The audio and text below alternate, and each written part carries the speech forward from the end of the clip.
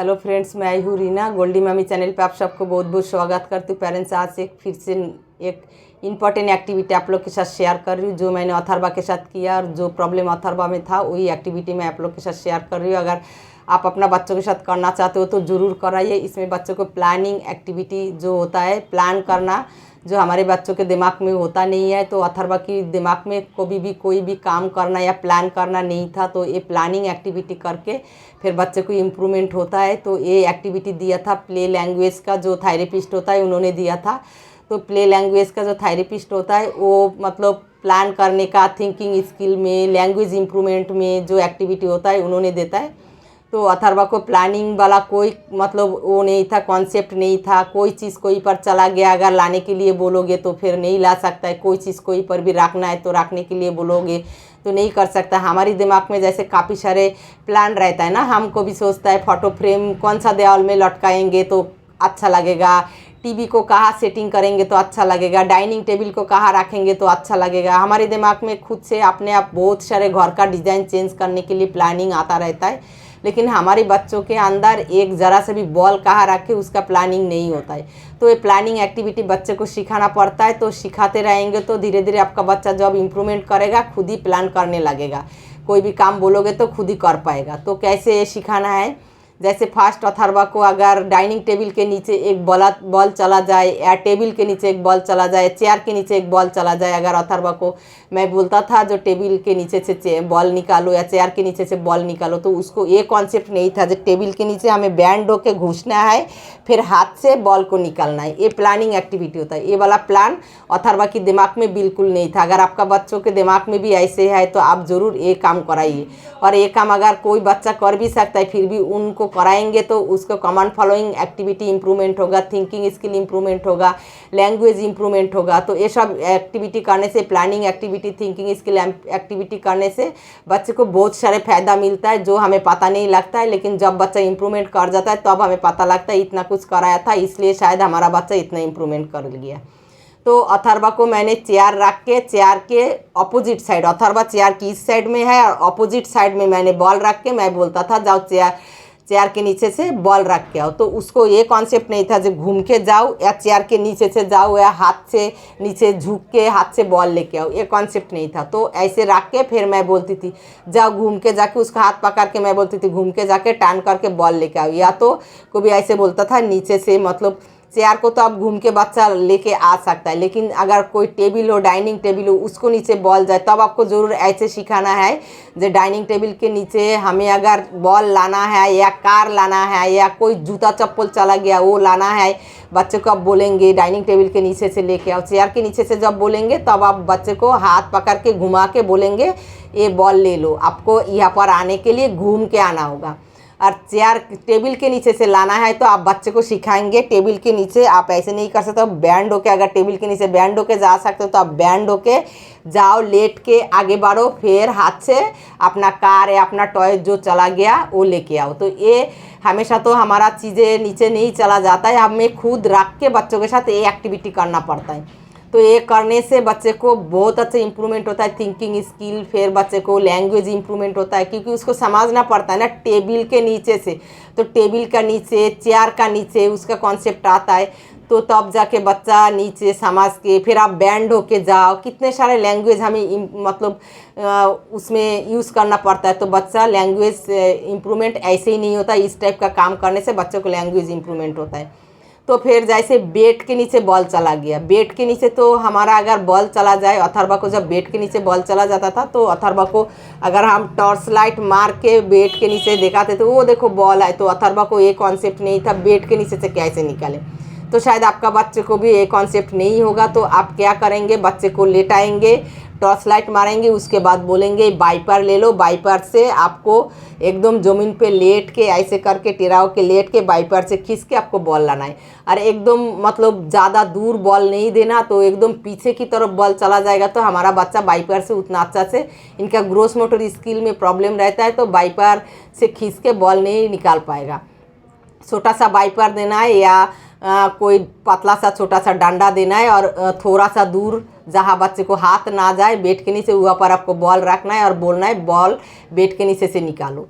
तो ऐसे करके फिर बच्चे को मतलब प्लानिंग करने वाला जो तब उसको दिमाग में आता है ना, तो बॉल हमें हाथ से नहीं निकाल पाएंगे तो हम डंडा लेके आए या वाइपर लेके आए। फिर जाके धीरे धीरे ये करने के बाद 1 साल करने के बाद अथर्वा को जब 7 साल उम्र हुआ तब अथर्वा थोड़ा थोड़ा ये एक्टिविटी करने लगा। 6 साल में ये एक्टिविटी मिला था, जब अथर्वा को 7 साल उम्र हुआ थोड़ा थोड़ा करने लगा। कभी अथर्वा लेट के कोशिश करता था हाथ से निकाल के, कभी अथर्वा जाने की कोशिश करता था। फिर मैंने उसको समझाता था बच्चा बेड के नीचे से निकालना है तो आप ये लाठी ले लो, डंडा ले लो या तो वाइपर से निकालो।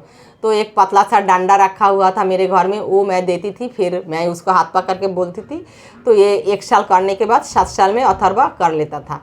तो उसके बाद जैसे तकिया के नीचे आप वो रख देंगे, किताब रख देंगे, फिर बोलेंगे जाओ तकिया के नीचे आप किताब रखा हुआ है वो लेके आओ।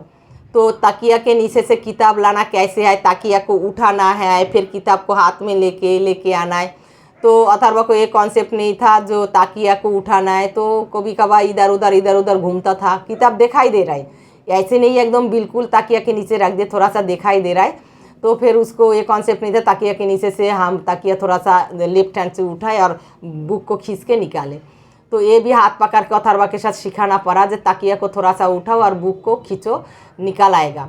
तो ऐसे करके जैसे मतलब कोई भी काम हो, जैसे टेबल के ऊपर कोई चीज़ रखना हो, अगर बोलेंगे जाओ टेबल के ऊपर रख के आओ तो बच्चे को कॉन्सेप्ट नहीं होगा, प्लानिंग करना नहीं आएगा, टेबल के ऊपर कहाँ है तो क्या रखना है।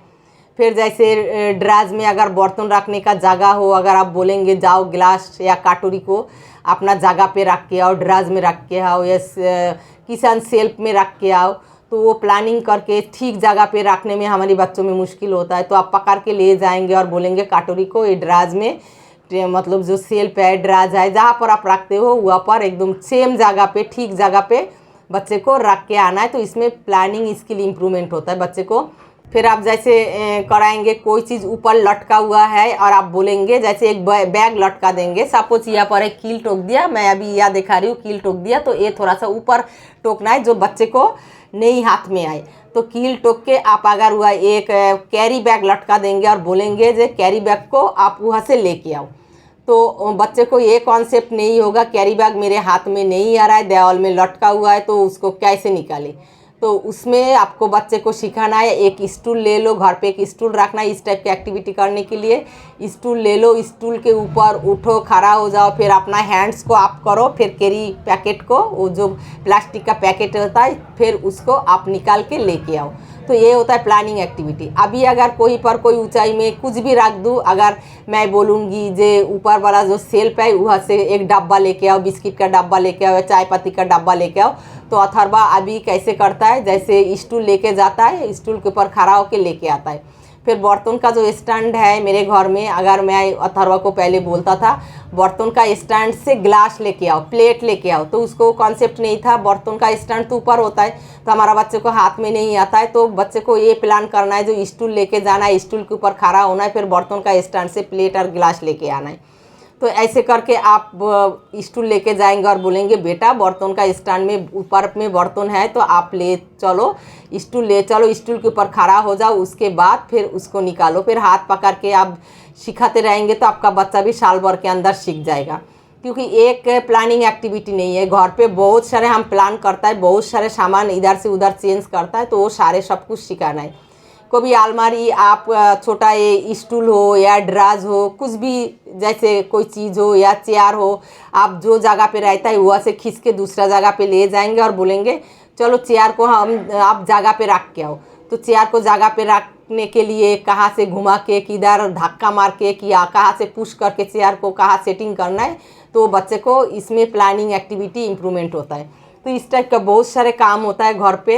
घर का काम करने से भी बच्चे को थिंकिंग स्किल, लैंग्वेज, अटेंशन, फिर लिसनिंग स्किल इम्प्रूवमेंट होता है। सिर्फ ये नहीं है आप बहुत सारे महंगा महंगा खिलौना खरीद के लाएंगे और उससे ही कराएंगे तो बच्चे की इम्प्रूवमेंट होगा।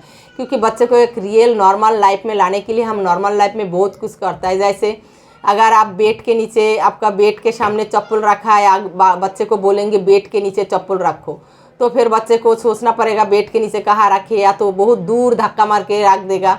बेड के नीचे एक जगह पे चप्पल रखने का एक सेटिंग होता है जो हम पैर से, बेड के नीचे का जो चप्पल हम पैर से पहन सकता है, तो वो सिखाना है। ज़्यादा अंदर नहीं रखना बेड के नीचे, हम यहाँ पर रखेंगे। तो ऐसे करके सिखाना होता है। फिर जैसे आप बोलेंगे बाथरूम के दरवाज़ा के सामने मैट है, मैट वहाँ पर हटा दिया, फिर बोलोगे मैट को बाथरूम के दरवाज़ा पे सेट करके आओ, सेटिंग करके आओ। तो वो करके बच्चे को आना चाहिए खुद ब खुद, जो कहाँ कौन सा चीज़ है। तो मैंने ऐसे एक बैट था, वो बैट को मैं लटका के रखता था। तो मैं वो बैट से अथर्वा के साथ खेलने के बाद मैं बोलता था जाओ बैट को लटका के आओ। तो अथर्वा को नहीं आता था, अथर्वा को मैंने सिखाया था, वो बहुत ज़्यादा ऊपर था। तो कुर्सी लेके, चेयर लेके खींच के मैंने अथर्वा को बोलता था ये चेयर लेके जाना है, चेयर के ऊपर आपको उठना है, उसके बाद आप ये रैकेट का जो बैट है वो आप फिर लटका सकते हो। तो ऐसे करके बच्चे को सिखाना होता है। तो ऐसे सिखाते रहेंगे तो घर का बहुत सारे प्लानिंग एक्टिविटी होता है। आप थोड़ा सा सोचेंगे तो आपका घर में ज़्यादा सामान होगा, तो आप ज़्यादा प्लानिंग एक्टिविटी करा पाएंगे। और मेरे घर में तो खास कुछ सामान है ही नहीं, फिर भी मैं अपना दीदी के घर जाके ये सारे एक्टिविटी मैं करती थी। और दीदी के घर में बहुत सारे सामान है, तो एक्टिविटी करने में इजी होता था। तो आपका घर में अगर ये सब कुछ ना भी हो, आप जो जो आपका घर में अवेलेबल है उससे आप मतलब प्लानिंग करने वाला एक्टिविटी। बेड तो होगा सबके घर में, फिर ड्रास या तो कोई सामान रखना, ड्रास के अंदर जैसे कि कोई मेडिसिन रखा हुआ है, कोई बम रखा हुआ है या विक्स रखा हुआ है, तो फिर आप बोलेंगे ड्रास के अंदर से मुझे भीम दे दो, या कुछ भी पेन रखा हुआ है, कुछ भी रखा है, तो बच्चे को फिर ड्रास जाके खोलेगा, फिर उसको मतलब खोल के वो निकाल के आपको देना है। तो इसमें कमांड फॉलोइंग भी इम्प्रूवमेंट होता है, क्योंकि बच्चों को याद रखना पड़ता है, मेमोरी भी तेज़ होता है इस कामों में। तो प्लानिंग एक्टिविटी में बहुत सारे इम्प्रूवमेंट आपको मिलेगा। तो जो जो इम्प्रूवमेंट मिलेगा वीडियो शुरू से लास्ट तक देखेंगे तो आपको पता लग जाएगा क्या क्या इम्प्रूवमेंट इसके अंदर है। फिर आपको जैसे बच्चे को बुक के अंदर एक पेन रख देंगे, उसके बाद बोलेंगे बुक सामने ही रहेगा, बोलेंगे बुक के अंदर पेन रखा हुआ है, बुक के अंदर से पेन दे दो। तो बच्चे को वो कॉन्सेप्ट, वो प्लानिंग करना है ना, बुक का पेज को हम खोले उसके बाद पेन को निकाले। तो या तो बुक के अंदर आप पेन रखो, तो बुक को पेज को खोल के पेन रखना है। तो ऐसे करके धीरे धीरे छोटा छोटा चीज़ों से आप आपका बच्चे का प्लानिंग या एक्टिविटी आप इम्प्रूवमेंट कर सकते हो। प्लानिंग करने वाला जो मेमोरी होता है वो इम्प्रूवमेंट कर सकते हो। अगर वीडियो अच्छा लगे तो कमेंट करके ज़रूर बताइएगा। नेक्स्ट वीडियो में न्यू एक्टिविटी के साथ फिर आप लोग के साथ मिलती हूँ। Tata bye bye, thank you so much.